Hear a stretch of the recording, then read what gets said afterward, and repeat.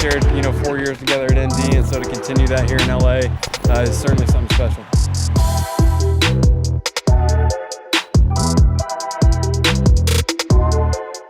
Welcome to Roll Call, powered by Bud Light. I'm Haley Elwood, and if you've noticed anything about the Los Angeles Chargers over the last couple of years, it's that they've drafted quite a few Golden Domers. So today we're bringing those guys together to talk some Notre Dame football. So let's welcome Isaac Rochell, Jerry Tillery, Drue, Tranquill, and Alohi Gilman. Guys, thanks for coming on. Thank you. Thanks, Haley. Thanks, Haley. Absolutely. So let's start with this. Alohi, I know your situation was a little different, so we'll come to you last. But for the other three of you, what was it about Notre Dame that made you guys go, oh, yeah, that's where I want to go to school and play football? I'll start. I feel like I'm the daddy of this bunch because I'm the You are. But no, I feel like for me, it was just the people. I mean, I know that everybody's going to kind of say the same thing, but in a weird way, you meet Notre Dame players and it's like we all kind of act the same. We have that same vibe. We share a lot of the same values. We all kind of share the common mindset of understanding our future and understanding how big of a deal it is to get a Notre Dame degree. Yeah, I agree. I think when I started at Notre Dame, it was the people as well. When I visited every different school that I was considering, and there was the most people like me at Notre Dame, and so I knew that was where I wanted to be. Yeah, I'd say for me, I just wanted to be challenged both in the classroom and on the field. And I knew the best opportunity for me was at Notre Dame. Alohi, I know your situation, you transferred, but what was that experience like? And then what was it like when you actually got to Notre Dame? Yeah, it was an interesting process. Obviously, I was at the Naval Academy. So, yeah, I had a couple options. And weirdly, I could have went and played at USC and been closer to home. But as I went through my Notre Dame visit, similar to these guys, I kind of just felt very comfortable. Felt like there's a bunch of guys who I could relate to, guys who would push me to be a better person, a better player. Drue was actually one of the first guys I met when I was there. Just the whole culture there was something that I could grow from, and it was something that I was attracted to. Isaac, you mentioned you being the daddy of this group. Give me the flow chart of how you connected. I believe you were there with Drue and Jerry. Then you leave. Alohi, you're there later, but let's call it out right now. Yeah, so I got there in 2013. Drue, you came a year after me, right? Yeah, I came a year after. And then I always get confused because I feel like Drue was there for like 10 years, but Drue came a year after me, and Drue and I had some cool experiences with going on mission trips and just doing random stuff. So that was cool, developing my relationship with him. And then I remember Tillery, I didn't know Tillery at all, right? He was recruited as an O lineman. The only thing I remember about Tillery is him being at my house, one night after a game as a recruit. And I'm like, who is this dude? And then Lowe, I just remember seeing number 11 fly around. Lowe obviously went to Navy and transferred, but, you meet him and it's like he fits right in with this like Notre Dame mold. Kind of like you've known each other your whole lives in that sense. Yeah, we're long lost brothers. Yes, sir. I'm a Oos by heart. Yes, sir. Big Uso. All right, let's go around the horn here. Jerry, we'll start with you. What was your favorite game that you played at Notre Dame? I'd have to go with my first game. My first game, it was a Saturday night in 2015 versus the University of Texas. It was a big win for us, and I think my first time running out of the tunnel at Notre Dame Stadium is one that I'll never forget. Drue, what about you?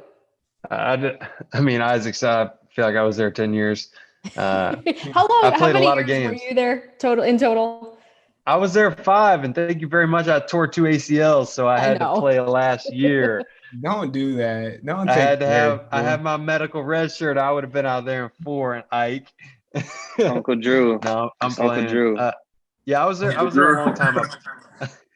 I played a lot of games, and there are a lot of memorable moments. The game against Georgia in 2017, it was our second game of the season. And, we were ranked just because we were Notre Dame. We were ranked, in the top 15 in the preseasons, but we actually ended up losing the game. But it was so memorable to me. One, I had an interception, but two, it was just so cool to see, like, shoot, man, like we can play with these top dogs. We realized like the potential we had. And once we saw that in ourselves, like that just sparks the belief that then sets a culture in motion. And that was really cool to experience the shift from I think I walked out of there in 2016 and like we were horrible. We were 4-8. But I'm lucky because I got to experience the transition and see, why they're the team that they are today. So that was a cool game. Isaac, feel good about hearing that right there? Man, we were trash my senior year. 4-8 hurt. Lost to bad. Navy. Jeez, lost to Navy on back. Ran me over a couple times. Hey, that's why you got an offer though, Lo. Yeah. True. That game is why you got a offer. You balled out. Hey, if you can't beat them, join them. That's what Notre Dame said. They said bring them here. No, my favorite game by far was the Clemson game. I think we were 3 and they were 2 in the country, and it was game day. It was raining. It was like everything football, what you want in a football game. We lost, but for me, like kind of like Drue said, it was a cool moment in my career where I'm like, man, this is supposed to be the top dog, and here we are, doing our thing. So that was by far my favorite game. And then Alohi, what about you? Probably be my first game ever suiting up and playing for Notre Dame. September 1st, I believe, against Michigan. I'll never forget this game. That play like a champion feeling. That was the first time I really got to run out and hit it. I had so much fun. It was a Saturday night. Drue was there. Jerry was there. It was a lot of fun. I made a bunch of plays, and it was just something I remember forever. Can we go back to that Navy game against you guys? Give us a story, like what happened in that game, and then how crazy is it though that Alohi, then you come over to Notre Dame just some time later? Nothing against Navy, but we traditionally beat Navy. We're like, if we lose to Navy, like this is it. And we were at our breaking point, and Navy beat us, and we were broken. I remember coming back. They were broke. They were broken. I remember coming back from that game being like, we're not going to a bowl game. Like, what are we doing? What are we doing? God, 4-8 at Notre Dame is brutal, but sheesh. But look at us now. So exactly. Yes, I'll tell a funny story though. I'll Yeah. tell a funny story. When I was playing, so Navy playing against Notre Dame, it's the Super Bowl for them. I'm going out there, and I start talking to Little Cash. I'm talking to, right now, probably the best offensive guard in the NFL, Quentin Nielsen. Long story short, I have a good game. I think I had like 15 tackles and whatnot. Yes, sir. But the first person before Drue that I saw on my visit was Quentin Nielsen. And he pointed me out. He was like, "You're the kid." And funny story, we was just laughing about it and how he was mad about that whole situation.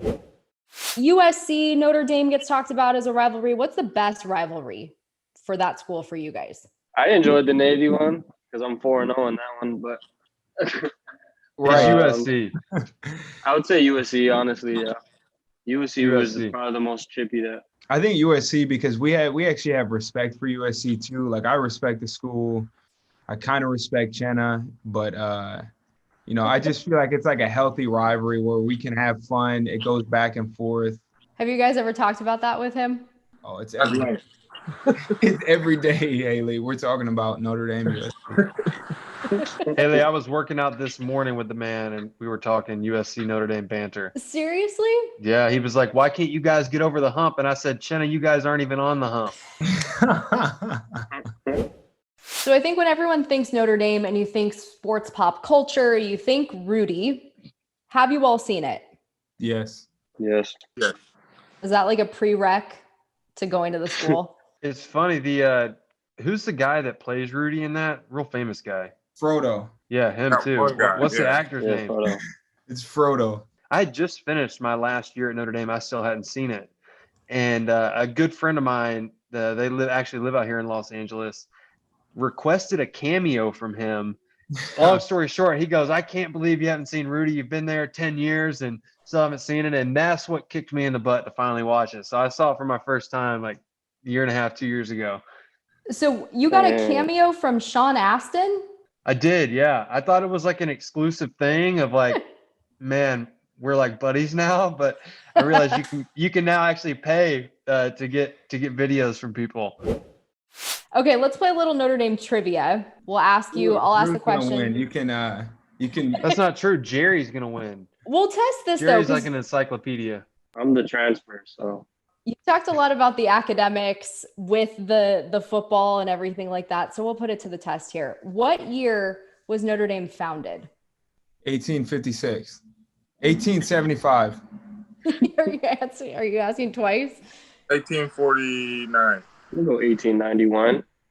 I'm doing my math. We had our 150th year in 2018, which means I'm low key right. My first guess. 1868. 1842.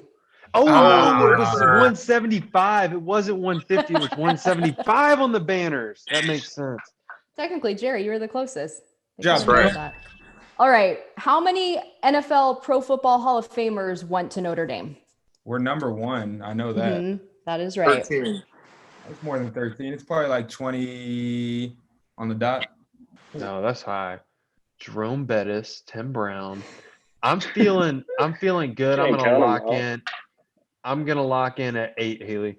Okay. Alohi? I'm gonna go 11. I mean, it's a good number. No, that's the national championships. Jerry, you said 13? Yep. Nailed it. 13. Yes, sir. 13 is tied for the most. How many Heisman Trophy winners have come from Notre Dame? 7. 7. 7. Yeah, 7. Nah, Lo, you can't say 7. That is it. And then last question, trivia question. How many first team All-Americans does the school Oh, we have so many. They're all on the wall. They're all on the wall. I mean, there's over 100. Yeah, there's a lot. 380. No way. It's not that many. No, it's I'm not. gonna say 108. It's 148. A lot. A lot. 195. Oh my gosh. Yeah, we're like that. I will say though, Jerry, you lived up to it. I mean, you got a few of those. You came Yes, close sir, to Big Till. Sir, yes, sir. He got the Pro Team Hall of Fame. Good job. Good job. Yes, sir. Last thing before we go, what is the one thing you either learned about Notre Dame at the school, something that maybe you carry with you now in your daily lives, whether it's on the field or off the field? Jerry, take it away. I think the way you treat people is very important. You have to. Oh, well, we'll come back to Jerry. I think his phone died. Okay. Isaac, you want to go? Yeah, I mean, mine's not going to be as like how you treat people. It's, the firepower in Notre Dame. I've realized very quickly that people respect Notre Dame, and Notre Dame being in the conversation from more of like a business perspective, like it holds weight. I mean, obviously with football, we know that. I mean, we're contenders every year, but just with everything else too, it's just such an incredible alumni base to be a part of. Drue, what about you? One of the most meaningful conversations I had with a man named Clark Lee, he's now the head coach at Vanderbilt. He pulled me up in his office, I think after fall camp, my 5th year, and he pulls me in and sits me down and says, "Drue, I had this bush out front of my house. One day I just took my clippers out there and I cut away at this purple prune bush, and it looked horrible. But the next spring, it looked unbelievable because I cut away the dead growth." He goes, "I don't know what's going on in your life right now or what you're doing, but I've seen you regress from where you were last year to where you are right now." And it like shook me because I'm like, I'm supposed to be on the up and up. It was the most impactful conversation I had. And I'll always have that image of trimming the purple prune bush and cutting dead growth off in my life so that I can continue to grow into the man God made me to be. But a lot of memories. That was probably the most impactful. And then Alohi? I'll probably, second on the relationships. I feel like we're able to grow inside and out, and it pushed me towards different ways to be able to reach my full potential. So I just say the relationship and the networking there, it runs pretty deep. And as you can see, the brotherhood we have is pretty real. And I think that's something that's going to continue for the rest of our lives. And I'm very grateful for that. Yeah, I think you hit the nail on the head right there. That brotherhood is totally apparent. Guys, thank you so much for getting together, for doing this and chatting some Notre Dame football. Really appreciate it. Thanks, Haley. Thanks, Haley. Appreciate you. We'll see you, Haley.